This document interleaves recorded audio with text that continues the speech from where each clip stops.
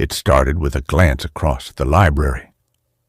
Amira sat by the window, sketching quietly in the back of her notebook. Her braids hung loose, a pencil tucked behind her ear. She was known for being quiet, observant, always drifting somewhere behind her deep brown eyes. Khalid noticed her before she noticed him. Top of the class. Confident, but not loud. The kind of guy teachers trusted and other students secretly admired. Their paths had never really crossed, until the day they were both asked to help with the school's art exhibition. "Can you hold this up for me?" she asked, not looking at him directly. He did. "Little more to the left." "Your left or mine?" he teased. That was the first time she smiled at him. Small, but real. Days turned into weeks. The exhibition became an excuse.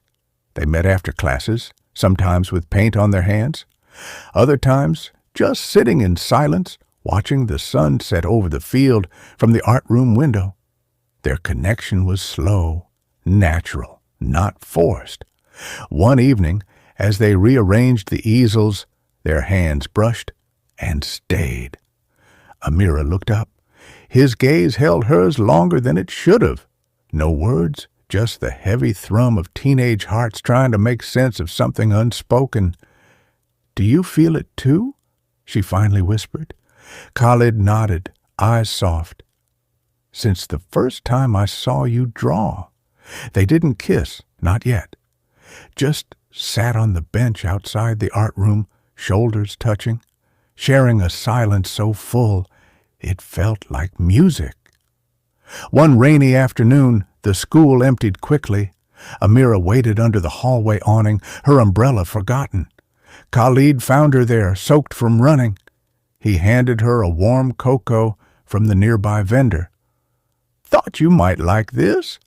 She looked up, rain dripping from her lashes. "You always show up." "Only for you," he said, voice barely heard over the rain. And that was when it happened, their first kiss. Soft, gentle, a brush of lips that felt like pages turning in the story they didn't know they were writing. They didn't rush.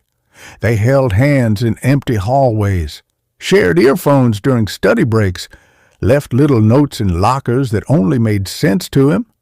It wasn't about how fast they could fall. It was about how deeply. And even though